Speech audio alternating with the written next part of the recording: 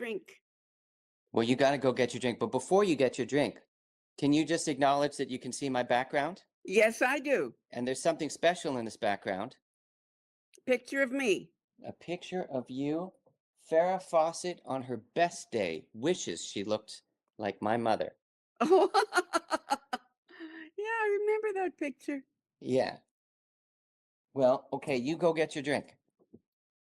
In the meantime, I will point out that we're recording this early. It's Mother's Day right now, but it's also the start of summer. Victoria weekend is coming up. Grilling season is coming up. All things Canadian are of interest to us right now, and it looks like it's going to be a fantastic summer. So we're going to be talking about a few things that are on our minds and our palates. And I'm going to wait a minute until my mom comes back before we begin. So I think we may need to pause there for a second, Jay. I'm almost there. Okay. Almost there. Can't forget the drink. Okay, we don't need to pause. What are you drinking? I am drinking Matt and Steve's Caesar. Oh, Now, I had a lot of things in here, beans, pickles, all kinds of yummy, wonderful asparagus, but they looked so good. I thought I would just taste one, and then I tasted the other one, and I've eaten all the garnish. yeah, the Matt and Steve's Extreme Bean Yes. is amazing. There's no other bean for me. They're magic beans. So happy Mother's Day to me. That's right. Well, let me tell you what I'm going to be drinking on this Mother's Day. I have a botanical gin from 66 Gilead Distillery, which no longer exists in Prince Edward County. I think it's now called Kinsip. But this particular one, it's a loyalist gin. And it's made with botanicals that wouldn't have been available to United Empire loyalists at the time. And so I have just a glass of this gin, but I also put some lime zest in the ice cubes and put that in my gin. And I'm pairing it, because that's how I roll, I'm pairing it with Jelly Bellies, because you never know what you're going to get. Excuse me, did Yes. you say that you put lime zest in the water in the ice cube tray and then it froze and there was lime zest in the ice That's cube? exactly what I did. It just came to me. This Well, morning I woke up and I thought, what am I going to drink today? That doesn't sound good, but that's what I did. I'm going to do that too. I have a lime. Do it. Cheers. L'chaim. Well, To you, to my mom. and to you. When I was thinking today, because it is Mother's Day, when I was thinking about you, I was thinking that when I was a kid and you would tuck me in and sing lullabies to me, I sing those same lullabies to my son. Well, I made some up. Do you still sing the ones that I made up? Yes, they're in here and in here. I love your nose. I love your toes, Mhm. etc., etc. Yes. That's Yeah. fun. Yeah. So let me tell you what's on tap. I was reading about travel trends, and it's so interesting how these things seem to happen organically, that everybody, there's some psychographic something that where everybody seems to do it at the same time. I'm reading that people want to travel, but in order to do so, they're giving up on certain other expenses, like dining out. And I was reading that like there are all these statistics of what people are cutting back, from Yeah. groceries to dining out, and particularly while they're traveling, cutting back on certain expenses on their travels so that they can travel. And it reminds me of what I literally just did. I went to see a concert. I went to see the Dead again at the Sphere in Las Vegas, and I could not afford to stay at any of the incredible hotels there. So when everybody's asking me, well, where are you going to stay? I said, a Nissan Rogue. And I used my Aeroplan points. I ended up getting an upgrade. I had a Ford Escape. I think it was an Escape. So a big car. And I thought, my kid isn't going to remember half the hotels we stay in, but he will never forget sleeping in this Ford Escape in Death Valley.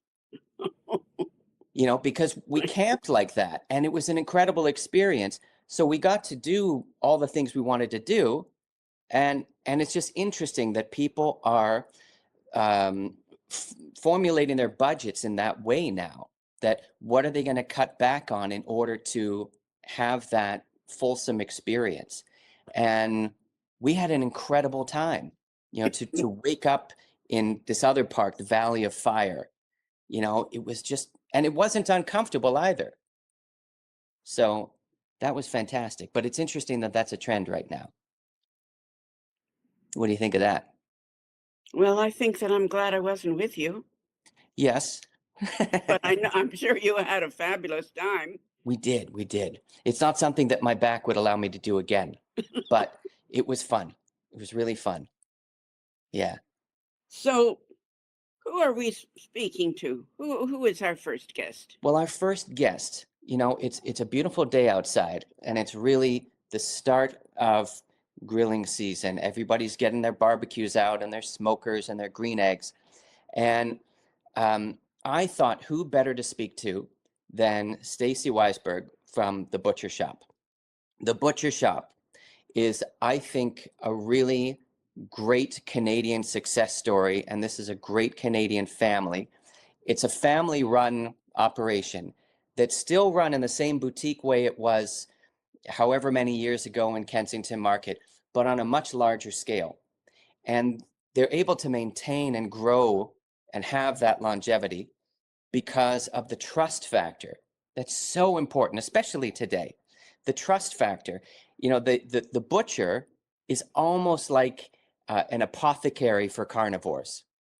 So you go to the butcher shop and they have all the proteins that you could imagine, from beef to even kangaroo, and all the best quality, consistently the best quality. And when it comes to proteins like Wagyu, for example, they don't just purvey Wagyu. That family, the father and the two sons, they go to Japan, to the Wagyu auctions, and they source from source brands that even I've never heard of, like snow-aged Wagyu or Kobe wine beef. They have incredible product, and they have a relatively new product that's their own, which is a hamburger blended with jamon iberico and Wagyu beef, which Wow. it's mind-blowing. So I'm really happy to speak to him now because I think he's a great guy and he runs a great business and people love the Butcher Shoppe, and it's the start of the season for that. So I'd love to introduce to you Stacey Weisberg. There he is. Hello, Stacey. Well, good afternoon and happy Mother's Day to you. Thank you. I've seen you before somewhere. I don't know, but your face is familiar. Well, a familiar face is usually a nice thing, and I appreciate that, and I appreciate all of the kind words that Adam has said. I actually love the analogy of an apothecary for carnivores. I think it's wonderful. I may need to use that again, Adam. All right. Well, first, could you tell me what is the difference between grilling and barbecuing? I mean, you're asking a very difficult questions to start, Adam. Okay. I thought we were going to start off with a softball here, but Okay. I'll do my best to describe. And listen, I'm no expert by any means, but I do love what I do in supplying great quality beef sourced from all over the world, and all meat products for that matter, Yeah. to people in Toronto and Ontario and in Canada. So we're very passionate. My father, my brother, and I at the Butcher Shoppe, and yeah, we're very proud to be able to deliver great quality meats to carnivores in the province of Ontario. So, You ask a very interesting question between grilling and barbecuing, and I'm not sure that I know the formal definition, but in my opinion, and in my opinion only, when I say that I like to grill, for me that's usually, at a barbecue on an open flame with something that will take a relatively shorter period of time. My understanding of barbecue would likely come from some of the southern states in the U.S. And I think Yes. barbecue for Texans, for example, would actually take a much longer time, and they would be slightly larger cuts. So, for some examples, for me, I would go grill a steak for me to eat myself or to share with my wife and my kids. I think if I was to go barbecue, I would take a 15-pound brisket to a smoker and cook that for 12 hours. So again, not to be too long-winded about it, but for me, barbecuing is something that would be of a smaller portion that you would do at a grill, in a relatively short period of time. Where I think barbecue is a term that's used quite a lot in some of the southern states, where they're big cuts like pork shoulders or briskets, and they spend a lot of time in a smoker, as much as 12 Mhm. hours. And yeah, go ahead. Who are who are the most of your customers? Are they women or men? That's a very good question. Information I'd love to have. The butcher shop actually started, as Adam alluded, 43 years ago as a retail butcher shop in the Kensington Market, downtown Toronto. And at the time, it was anyone interested in great meats, cut custom to order, for them to enjoy with their families. But there was a pivot made very shortly into the history of the butcher shop, where it was chefs that would come and shop at my dad's store. And for only 3 years of being down the Kensington Market, he actually moved to the facility where we are now, and focused essentially entirely on wholesale. So restaurants and hotels and golf clubs and whatnot. And I think today there are as many male chefs as there are female chefs, which is a wonderful thing, from all parts of the world, here in Toronto, cooking all different kinds of cuisines, for all of us to enjoy. I think being a chef is a very personal thing. I think they're doing their best to give great experiences to people and share foods with them that they're passionate about, that they've learned about throughout their careers. So I think, sorry to make a long-winded answer to your very short question, but I think in serving chefs today, there are certainly as many men as there are women. And when people do come and shop with us, for themselves, at our store or online for that matter, I think it's an even split. I think there are as many female shoppers with us as there are male. And I hope that answers your question, Sarah. It does, but as far as steak is concerned, it was always the man's territory. My father when I was little, my father used to go on Sundays to the butcher shop to buy meat for the week every Sunday. He was the one who chose the steaks, the chops, the briskets, whatever. Then, when I was married and I set up the barbecue, my husband wanted it. Here, I'll do it. I'll do it. He was in charge of cooking the steak. That was the man's work. And so somehow to me, steaks and cuts of beef like that, that's the man's domain. I don't know why, but it seems that way in my life. I think it's You because we like fire. You too, Adam. You like to be the one to barbecue and to Yes. grill. Yes. And, I was thinking about a couple of things you said. I think because a lot of restaurateurs and chefs buy from you, the quality is higher. Like I have been to butchers before, or supermarkets where you bring, let's say it's chicken, you bring it home, and there's so much trimming that I have to do.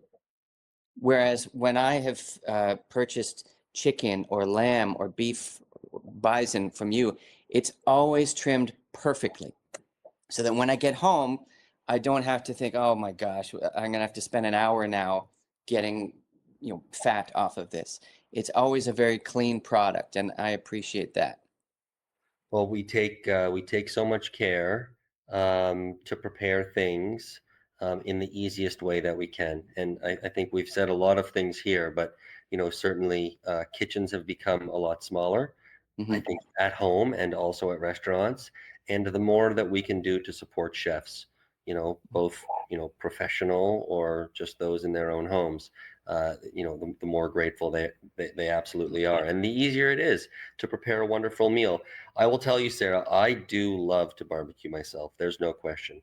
My It's mother-in-law, my mother-in-law, who we just had a Mother's Day brunch with, cooks a mean rib steak, as good as any man in front of any barbecue. So I think whomever wants to take charge absolutely should. Mhm. Do you have any products this year that I mentioned the burger that was a blend of jamon iberico and wagyu. Do you have anything that we should be looking for in 2025? Well, I mean, listen, Adam, you know that I could talk for hours about different kinds of steaks, but I'll do my best to keep the answer somewhat short here. I think, Uh, listen, when we think about things that we want to barbecue, I would say that, or I should say grill, after I spent some time talking about the difference between barbecuing and grilling. I think the most traditional steaks would be a strip loin steak, a ribeye steak, and a tenderloin steak. And of course, those can come on the bone or off the bone. Um, People believe that when these meats are served on the bone, there's additional flavor. And essentially, those are the most traditional steak and cuts that we sell. Those, we offer as locally sourced. We offer them, sourced from different parts of Canada, Western Canada. We offer them sourced from the United States, so U.S. prime grade, for example. We order Wagyu, as Adam was chatting about earlier, from Japan and also from Australia. So I think if you do want to, try a strip loin steak, I think it's so exciting to try strip loin steaks, perhaps from different regions, to have an appreciation for what they all taste like and what they all can deliver. But I think outside of the most traditional steaks, like the strip loins and the ribeyes and the tenders, I think it's so exciting to try cuts which you may not be as familiar with. And I think today we've done a wonderful job to harvest so many cuts which traditionally we wouldn't use. So some exciting cuts that I like to barbecue these days, which Mhm. are not necessarily on people's radar. One would be a flat iron. And it's a cut that comes from the shoulder. It's incredibly flavorful and tender. And it's a great steak. Another one would be a skirt steak, which comes from, the middle of the animal, equally very, very flavorful, very tender. And a great steak to try. So I think thinking about some of the more non-traditional cuts is also a very exciting thing. As much as you can try a strip loin steak from different regions and compare the differences amongst those that you're dining with, you can also try different cuts and see what they are all about. And I think that's one of the ways which we make the experience so much more exciting, by everyone taking a slice of something different, yeah. and trying it and deciding, what you like and what others like. And I think that's what it's all about. It's the experience. It's about eating together. It's about trying different things from all over the world, or just locally, and enjoying the barbecue, enjoying the meals, and enjoying the summertime. I Uh, love that. yeah, I think that's so fun too. Like if you got, let's say, a strip loin from Canada, from Japan, and from Australia, you cooked all the same way, and then you compared. Or if you had one Canadian product, with different cuts, like you just said, that comparative tasting is really fun. yeah. And Adam, you alluded earlier, is what we do different for restaurants than what one would find in a retail grocery store? And we don't like to make it overly complicated, but we believe we just need two things to have a good steak, and they would be, flavor is one, and tenderness is the other. Mhm. Tenderness, we believe, comes from age. So the longer that we age our meat, the more tender it becomes. And Mhm. that can be both wet age or dry age. The principle holds for both. Again, the longer you age it, the more tender it becomes. So I would encourage everyone to try some wet aged steaks and some dry aged steaks. Flavor is the other thing that I think that you need, and flavor really comes from that fat, that marbling, and usually the more of it, the more flavor the meat is. So in Canada, of course, we have single A and double A and triple A and prime. In parts like Australia, they have Wagyu grades that go from 7 to 8 to 9. And of course, in Japan, there's a letter grade and a number grade. Sometimes A and 5 would be the highest. So what we do at the butcher shop for chefs of all kind is to age the meat as long as we can so that it eats tender, and also try and source the highest grades that we can so that they eat as flavorful as possible. And I think that's what we do. Grain fed or grass fed? That's the question. Wow, I thought I was going to be asked easy questions. Hard one. Well, where should I begin? I think traditionally, animals that ate just grass didn't develop flavor like they do today. So traditionally, people would eat grass-fed steaks, and they wouldn't be as flavorful as perhaps grain-fed steaks.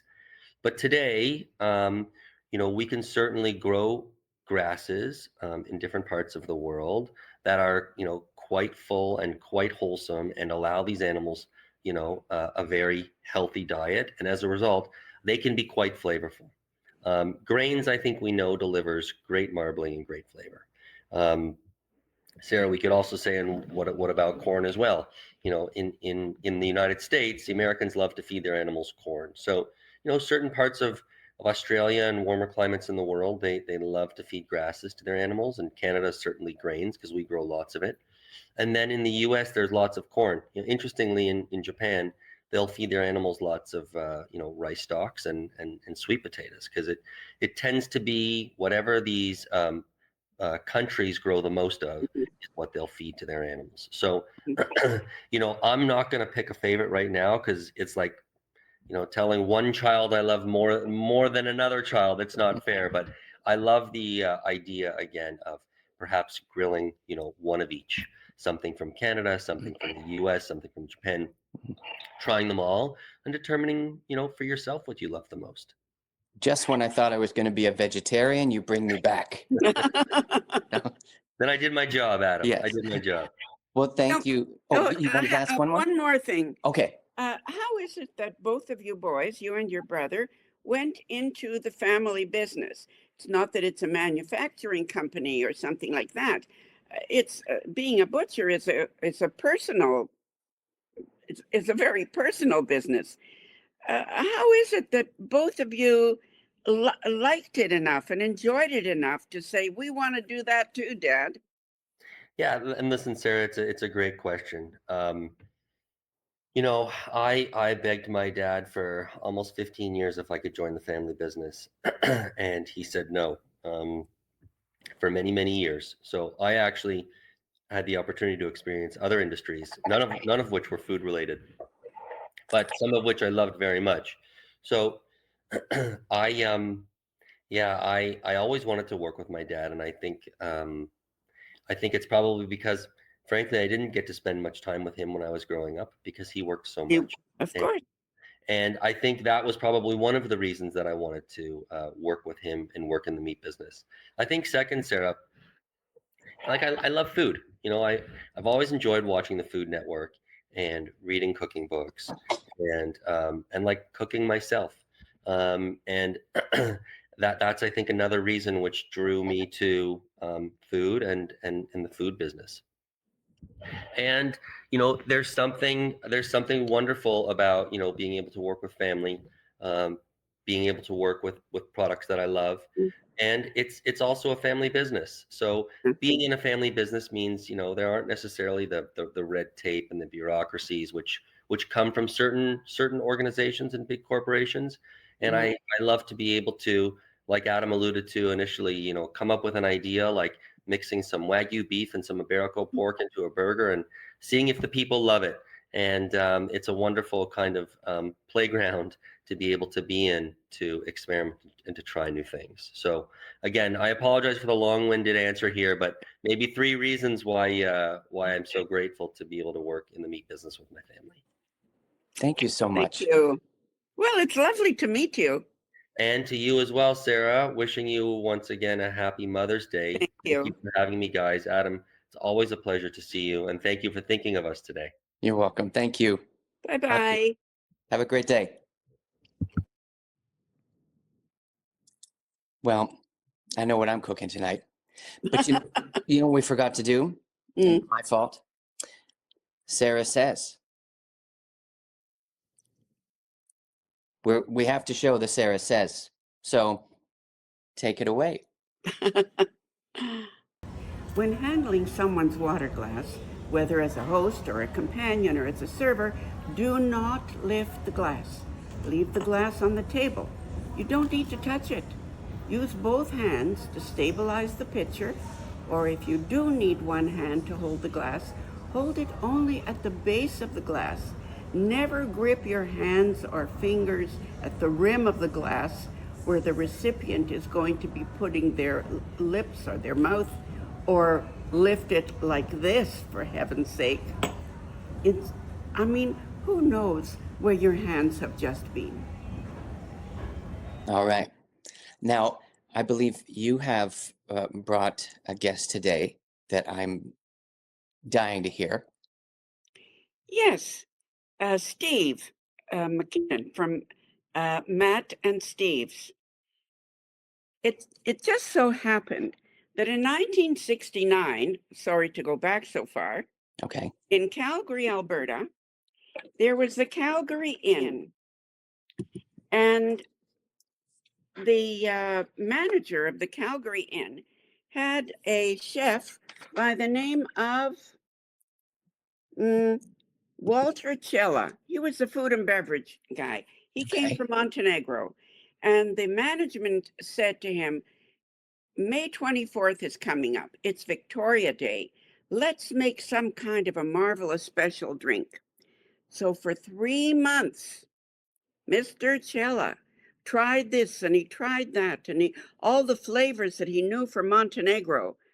And he was thinking maybe spaghetti and clams, tomato, clams, and he made his own clam juice. So he said, I'm going to try tomato juice and clam juice. And it was so delicious, fit for Caesar. And he called it a Bloody Caesar. Wow. And this came out on Victoria Day in 1969, and it became Canada's own drink. And that's what I'm drinking for Victoria Day coming up, except I've already eaten all the garnish, which Steve is going to show you anyhow. Well, there was a lot of spirit in that year, 1969. That's true. All right. Well, Steve, are you there? Yeah. Yep. There he is. How we doing, guys? Hello. Hello. How we doing? Happy Mother's Day. Obviously, you got to get that out of the way right away. So Yes. yeah, perfect. Well, what I've noticed when I've seen Caesars is that it's like a meal in a glass. Yeah. I have seen the most outrageous cocktails, and there are competitions who can make, with burgers, or like there's a potpourri of ingredients coming out of that glass. Yeah. Yeah. Well, I think it's such a personal thing, the Caesar over the years, how it's developed, right?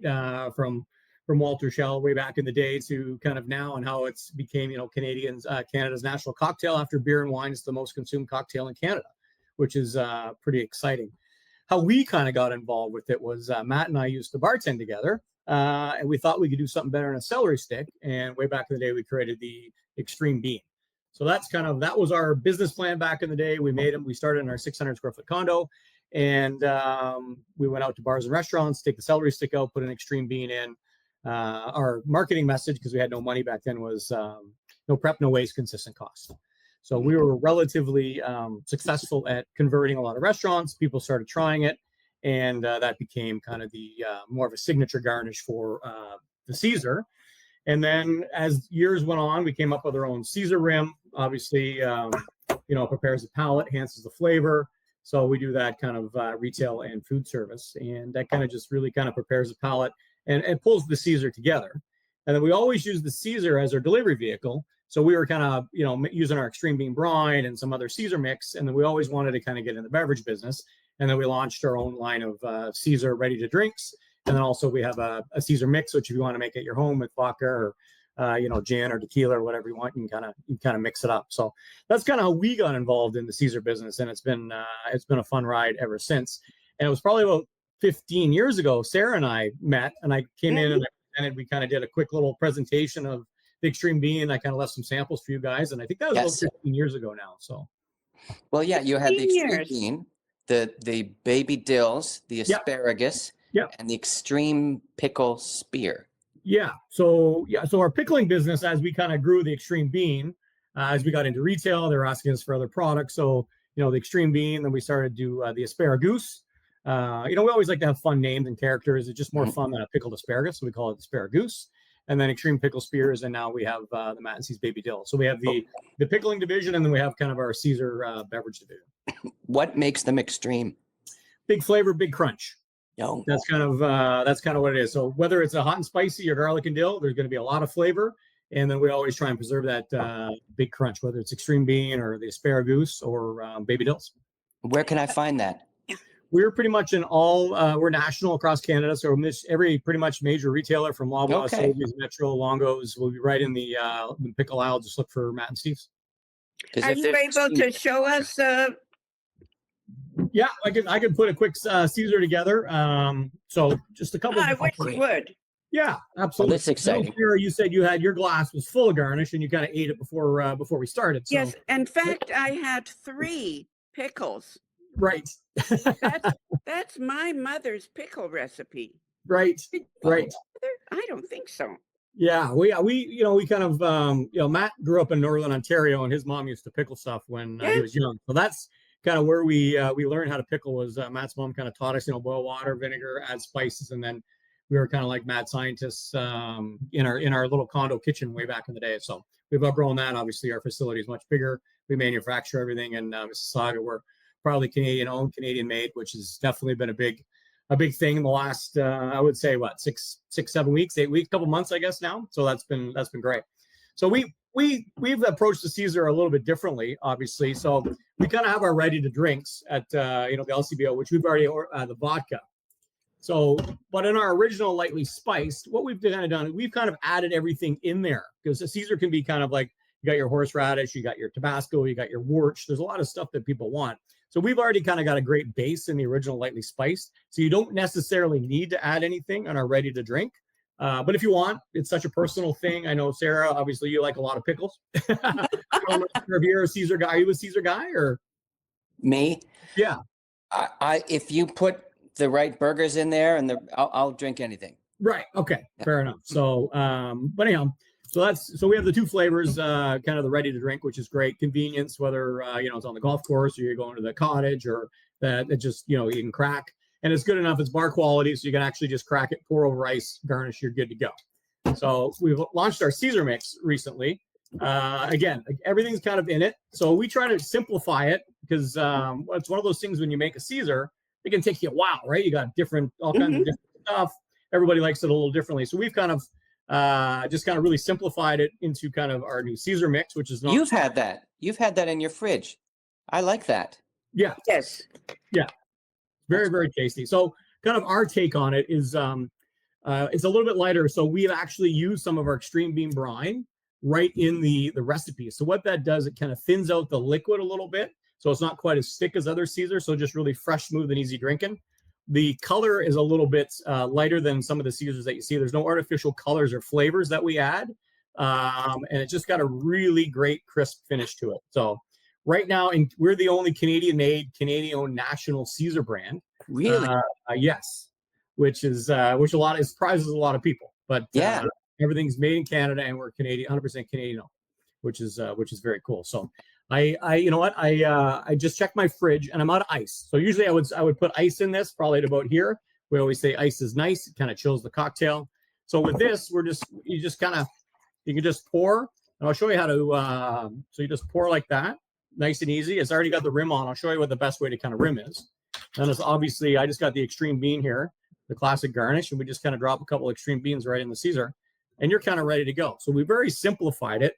But it's so personal. So you want to kind of add horseradish or extra wort, or if you like it really spicy or really dirty, you can kind of go to town and be your own kind of mixologist at home. So there's no right or wrong. It's just a very personal thing. And then with our Caesar rim here, I've got another glass here. We use, you can open the tin so you can rim right out of our tin. We just pour a little bit of our extreme bean brine in the lid. Just gonna grab another glass here. So we just kind of get that right in. I'm not sure you can see that. Just kind of rim it in there, and then you kind of just give it a really good twist. And then it gives a really nice kind of rim all the way around. Just looks great.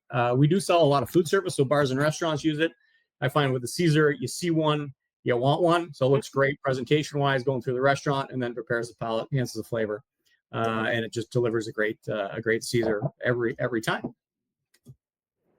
So that's pretty much, that's where it. And then you can add, all your different garnish. I like to kind of focus, and we kind of like to simplify it. Again, I think the garnish should complement, should always be about the cocktail. And I think some of these kind of social media and some of the contests, it gets a little bit too much about the garnish. Yeah. And they forget to make a really good cocktail, right? With like chicken wings and burgers and all that kind of garnish going on. So we like to simplify it. But again, it's personal. You can put whatever you want in a Caesar, and it's Canada's national cocktail. And I think on Thursday, it's a big day. It's like our second Christmas. It's National Caesar Day, which we celebrate with Canadian Parliament. I think it was back in 2011, actually put through. So it's our national cocktail, and it's National Caesar Day on Thursday. What's the date of that? Pardon me? The date? It's on May 15th. So Thursday always before the long weekend. So it kind of kicks off long weekend season, kicks off summer, kicks off cottaging. Perfect for Stacey and his barbecue at the butcher shop. So it kind of pulls everything together. So prepare the Ides of May. Yeah, absolutely. You should have one definitely on Thursday to kind of kick off long weekend season and the summer season. Well, it's a delicious cocktail, even with just on its own, just like you said. Yeah. Simple. Yeah. But I put in an asparagus. Yes. A bean. Yeah. A pickle spear. Yeah. And then on a toothpick, I had a pickle. Perfect. But then I had 2 more pickles. Fair enough. You make a little kind of mini meal out of it, right? So yes. But that's perfect. And that's what most people do with the Caesar, right? It's kind of, again, it's very personal. I think that was kind of when we were coming up with the base recipe. You need to make it broad enough so it has a very wide audience. But then you can kind of add whatever you want afterwards. And right? where do you get your tomatoes? We use a tomato paste, so we kind of source wherever they're in season. We do some Canadian tomatoes. We have some ingredients that we got to bring up from other growing areas, because there's sometimes we can't get enough of an actual tomato paste that we use. But we try and source everything as much as we can locally. We deal with a lot of farmers kind of in southwestern Ontario, with from our beans to asparagus to our cucumbers to a lot of our Caesar supplies. So we kind of source wherever we can get what we need. That's fantastic. That's great, Steve. Yeah. And congratulations on being the only Canadian company. Yeah. So we're the only national brand that's Canadian made and Canadian owned. So we're very proud of that. As I said, our plants in Mississauga. So everything kind of supporting us kind of puts it back into the local economy, creates jobs, and creates a great feel good story. And we feel that Canada's cocktail should be made by Canadians for Canadians. Absolutely. Well, this Thursday, I'd say you'll be here on Thursday. We will start our dinner with a Caesar. Yeah, you already got a head start there, Sarah. I love it. And we'll toast Matt and Steve. Absolutely, absolutely. Perfect. Exciting. Thank you so much. Thank you very much. Yeah, great to see you. Thanks, Sarah. Thanks, Adam. It was a pleasure meeting you guys. Thanks for having me on. And National Caesar Day, May 15th. Cheers to Canada's cocktail. Hail Caesar. Hail Caesar. Bye. Have a good one. Bye. Cheers. Now, apropos of Canadian ingredients, not everybody knows this story that happened just moments before Confederation, that in 1866 in Ingersoll, Ontario, there were some farmers that had a really crafty idea. They put together a round of cheddar that was about 7,300 pounds. I might be off by a few pounds, but they shipped it off through the port of New York to England and rolled it across the English countryside for all the Brits to try this Canadian cheddar. And from that day, Canada became known for its cheddar, its cheese, and Oxford County, Ontario, became the dairy capital of Canada. And now, not only is there a proliferation of dairies in Oxford County that make this cheese trail such an exciting and tasty visit, there's so much else going on there, and it's really, really surprising. I never knew where Oxford County was, but now I find myself returning there almost every season because there's always something new. And I just find it fascinating and something for which I'm grateful and proud to be Canadian, because they're just a lot of industrious farmers and artisans who are in this one part of Ontario. And we have someone from Oxford County speaking to us about that today, Meredith Maywood. And I'm very excited to introduce you, Mum, because I've met her several times, and she's here with us right now on this day. Hi, Meredith. So nice to meet you, Sarah. Adam talks about Oxford County so much. Well, we have to get you down here. I'm sure that at some point in my life, I'm not from Ontario, but at some point I have driven through Oxford County, and it's so picturesque, and it's so like what you would imagine. And when I've read Adam's articles about Oxford County,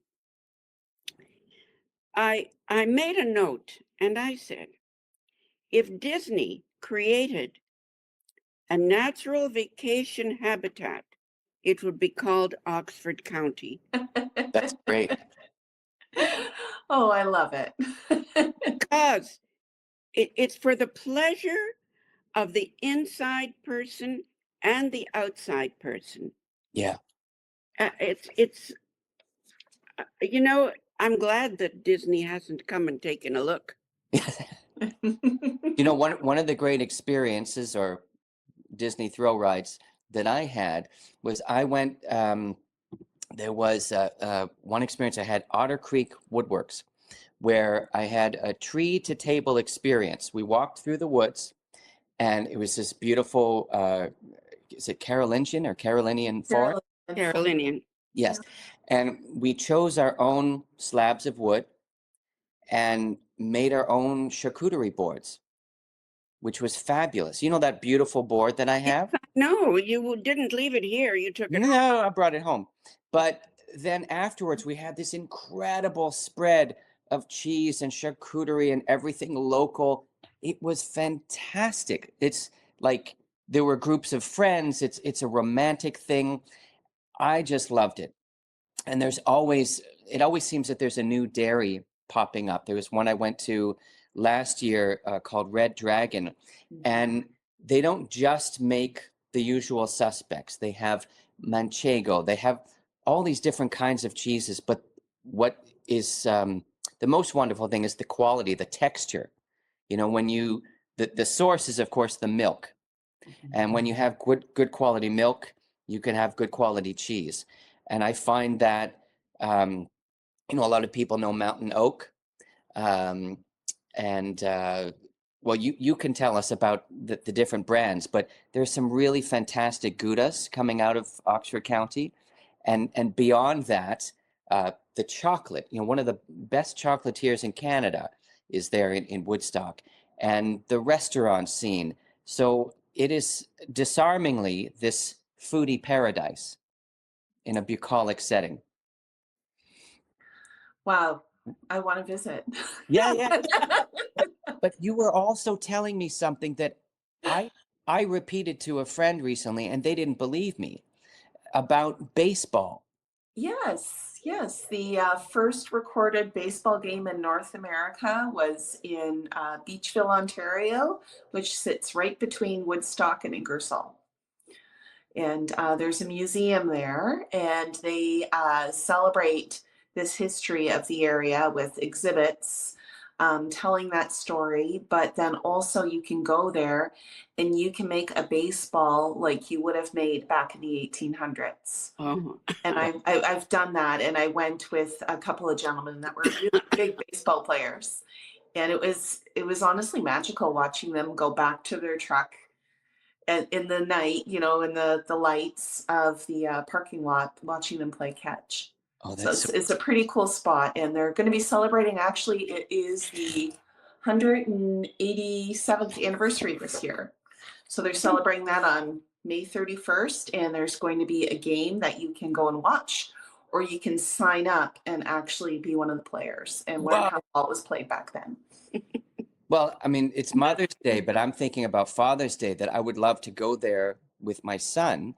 And you also were telling me about the Field of Dreams.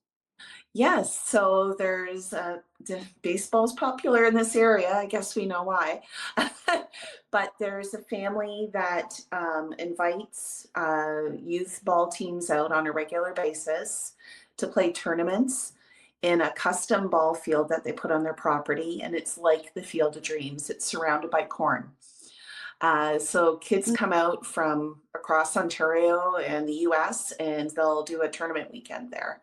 It's a beautiful family, and it's a beautiful story and a great place to play ball. Like, it's something that those kids talk about forever. Oh, I bet. And, you know, apropos of kids, there's that one park that I went to in Ingersoll near the Cheese Museum where the jungle gym and everything is shaped like cheese. So that the Yes. climbing wall is Swiss cheese.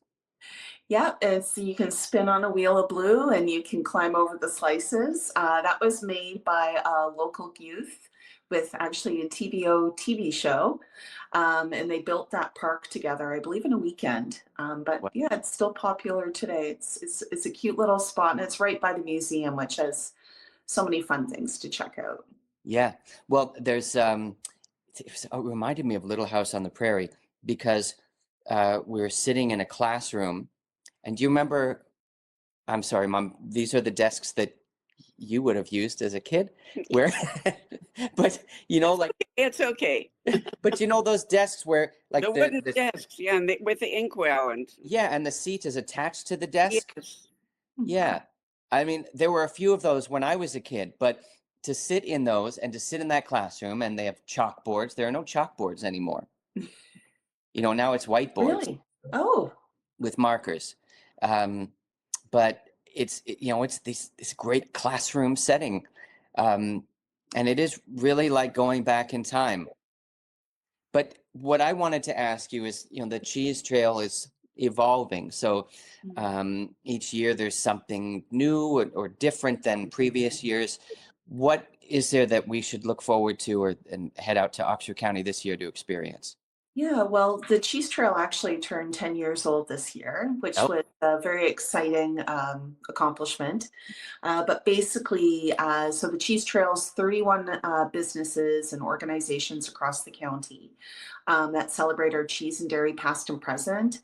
So every year there's been museums. There's 6 cheesemakers now okay. on the Cheese Trail, 2 2 ice cream manufacturers, and we have 2 chocolatiers now that are partnered. New. But we had a couple new additions in the past year to the trail, and that included one of the chocolatiers, which is Good Pud. So they do English style chocolate cream pots using dairy from the area, and they're down in Tilsonburg. And then just down the road from them is McKinn's Flour Farm, which serves up gourmet croissant sandwiches in their bakery and featuring local cheese. And then you can go out into the flower fields and pick a bouquet to bring home. Oh, I love all those words. Yeah. There's always something There's new. more. Yes, but there's more to Oxford County than the cheese trail. Yes. I read in one of Adam's articles that there are spas, 2 large spas with Yes. everything, the hot and cold bathing cycle and all that. But there is goat yoga. Yes. I did not imagine that you do yoga with a live goat standing on your back. Yeah. That's not for me. No. But they're so cute. I Well- imagine there are some people who would absolutely love that, bringing them closer to nature. Yeah. And there's walking with alpacas. Instead of taking a dog for a walk, you can walk with an alpaca. Isn't that lovely? Yes. It's interesting when you talk about just how it makes people feel. There's a lot of really unique experiences here you can do. And there are ones where you can go and you can connect with your family together. So for instance, Transitions Equine, you can go out and you do a series of exercises with horses, getting them to, walk through a process. But it's really about human communication. But you're surrounded by the horses, you're with them, and you physically feel relaxed at the end of it, and you all have better communication skills. And then, yes, like how can you not be in the moment when there's a goat on your back? Yeah. Well, just to back up, Besides terrified. is that what you're talking about with the horses? Is that equine therapy? Equine assisted therapy, yes. Oh, They offer a variety of different activities on the farm that you can do, from what they call horseplay, which would be a date night, to coming out with your friends or family, and it ends with a local charcuterie meal by a fire. So you take in the country scenes. Where is that? Laws are continuing to expand. And they're incredibly popular. It's a really popular destination for couples getaways, but then there's a lot for people with tweens and teens as well. Culinary relaxation, we've got a lot on offer. Well, I remember going to Utterly Ridiculous, and we didn't have goat yoga, but I was with my son, and we did a goat recess. Those goats, they jump like a standing broad jump. It was utterly ridiculous. Like they run, they jump. It was incredible. And they're these miniature things. And then the chickens there are so healthy and they're so big. I felt like, what we were told to do was pick them up and throw them over the fence. So I felt like Alice Cooper, like throwing it to see if it could fly. But it was so funny. We had so much fun. Mm-hmm. And also, I think that's in Bright, Ontario. Yes. In Oxford County. Mm-hmm. I would drive there just to get the eggs because the eggs are phenomenal. And they have the ice cream, the goat ice cream, beautiful flavors, lavender, everything local. It's just such a fun thing to almost like a treasure hunt to go to each farm and try something different. And then there's the Wild Comfort where you can make your own felt soap. Yes. Local ingredients, and I love it. Well, the nice thing, something's just around the corner wherever you are. So if you're Utterly Ridiculous, right around the corner is Bright Cheese and Butter, which is 150-year-old cheese manufacturer, like one of the oldest numbers for having those licenses in Ontario. We got the squeakiest cheddar curds there. If you go there. What's that? You have to try Two Pistols the next time you go. It's an Alpine cheddar. It is, the locals call it cheese fudge. It's a beautiful, different take on a cheddar. It's lovely. Wow. Are there any hotels there if people wanted to go for a few days? Absolutely. If you're looking for a bit of a boutique getaway, there's an Ontario's Finest Inn here, the Elmhurst Inn and Spa, which is actually where the mammoth cheese was manufactured. There's an Ontario heritage plaque on the front lawn, and you're minutes away from a lot of activities. And brand new in downtown Ingersoll is Scotch and Ponder, which is a new tasting bar specializing in whiskeys and bourbons, but they offer a variety of opportunities on site. So there's plenty to do if you come and you want a little R&R, but you still want to get out and test what the locals are enjoying. It all sounds fabulous. Yeah. And you have to build a fence around it and keep Mr. Disney away. We'll let you through the gate, no problem. Okay, thank you. How far is it from Toronto? So 90 minutes from downtown. We're just a bit over an hour if you're coming from Mississauga, Oakville area. We're very popular for people coming from that region. And then also, but we've got people coming from all over on a regular basis. But very close proximity for Toronto. And we have 2 Via Rail stops in the community as well in Woodstock and Ingersoll. Yeah. Well, that's interesting. Yeah. The train, that is, because, not everyone wants to face the traffic on a weekend. Yeah, well, the drive's pretty good on weekend. Really? Yeah, it's not like going to Niagara, where sometimes it gets busier. Yeah. So it's a smoother drive if you're coming here on a weekend for sure. Well, maybe we'll do that one weekend, Adam. Adam? Well, I'd love to see you, Sarah. Oh, thank you. So let's say bye for now. Bye. Thank you so And much. thanks for coming on. Bye. So I was cut out. I'm very sorry, but it was really exciting to speak to Meredith from Oxford County because it's such a fun destination. And I wanted to mention about Tilsonburg, which is a really fun town in Ontario. It borders Oxford County and Norfolk County, but there's so much going on there, from local ice cream to the largest motocross track in North America. And I do that with my son. We go, Father's Day weekend, we always go motocross in there. They've got the Harvard aircrafts that you can see in Tilsonburg, and everything that Meredith was talking about. It's a really fun destination. Well, it really does sound fabulous. People in the city who don't necessarily want to go to a Buffalo or someplace like that for the weekend, they've got it all right here. Yeah, there's never any reason to go to Buffalo for the weekend when I've never been to Buffalo, so. Well, no offense to Buffalo, but when you live in Ontario, we have so much going on right here. You don't need to go anywhere else. So, especially at this time when we want to promote Canadian ingredients and Mhm. Canadian destinations, you got one region of Ontario that checks all the boxes. So I'm glad we got to speak to her. And Well, personally, yeah. I got a lot of information that I'm very happy to have. I certainly got a lot of information that I can recommend to others with families or just, couples to go to Oxford County. It sounds like a fabulous day or weekend. And I learned about grass-fed and grain-fed from Stacey at the butcher shop. from Stacey. Yes, Yeah. that was great. And I'm continuing to enjoy my Caesar. What an afternoon for me. What could be better? Well, cheers to that, and cheers to you. Happy Mother's Day. Happy grilling season, Victoria weekend. Happy summer. Happy everything. Bye-bye.